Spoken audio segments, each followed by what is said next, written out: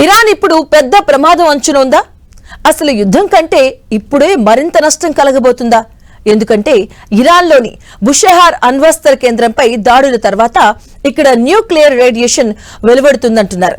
దీంతో అత్యంత ప్రమాదకర పరిస్థితులు తలెత్తుతాయనే అభయాలు ఇప్పుడు కలుగుతున్నాయి. ఇరాన్ లో రేడియేషన్ డేంజర్, చైనాలో మాక్ డ్రిల్ చేసిన చైనా, అయోడిన్ టాబ్లెట్లు పంపిణీ చేసిన ఇరాన్. ఇంతకీ ఇరాన్ లో అణు ధార్మికత వెలువడుతుందా? 40 రోజుల పాటు సాగిన యుద్ధంలో ఇరాన్ ఇప్పుడు నిప్పుల కొలిమిలా మారే ప్రమాదం ఏర్పడింది. బుషెహార్ అణ్వస్త్ర ఫ్యాక్టరీపై అమెరికా దాడి చేయడంతో రేడియో యాక్టివ్ కాంటామినేషన్ జరగనుందనే ఆందోళన చోటు చేసుకుంది.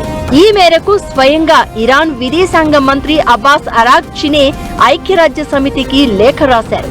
దానికి తోడు ఎక్కడైతే ఇరాన్ తన న్యూక్లియర్ ప్రోగ్రాం చేస్తోందో ఆ ప్రదేశాల్లోని ఉద్యోగులకు యాంటీ రేడియేషన్ అయోడిన్ టాబ్లెట్లను పంపిణీ చేయడం ప్రారంభించింది. 1,80,000 అయోడిన్ మాత్రలను ఇలా బుషెహర్ ప్రాంతంలో డిస్ట్రిబ్యూట్ చేసినట్లు తెలుస్తోంది. అయితే ఈ టాబ్లెట్లు ఎప్పుడు పడితే అప్పుడు వేసుకునేవి కాదు. రేడియేషన్ లీక్ అవడానికి కారణమైన పరిస్థితి, అలానే రేడియేషన్ కి ఎక్స్పోజ్ అయ్యారు అని భావించిన 4 గంటల నుంచి ఆ తర్వాత 24 గంటల లోపు వినియోగించాలని ఇరాన్ స్పష్టంగా ఆదేశాలు జారీ చేసింది.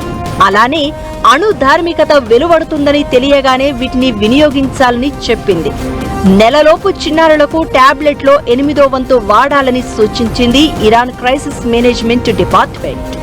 3 నెలల చిన్నారుల నుంచి 3 ఏళ్ల వయసున్న వారికి టాబ్లెట్లలో పావు వంతు, ఆ పైన వయసున్నవారు అంటే 3 నుంచి 12 ఏళ్ల వయసు వారికి సగం టాబ్లెట్, అంతకంటే పెద్ద వయసున్న వారికి ఓ ఫుల్ టాబ్లెట్ వాడాలని డోసు గురించిన వివరణ ఇచ్చింది.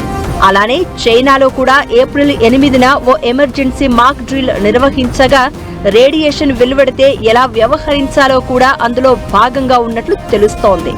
దీంతో మిడిల్ ఈస్ట్ ప్రాంతంలో అణు ధార్మికత వెలువడుతుందనే అనుమానాలు భారీగా వ్యక్తమవుతున్నాయి.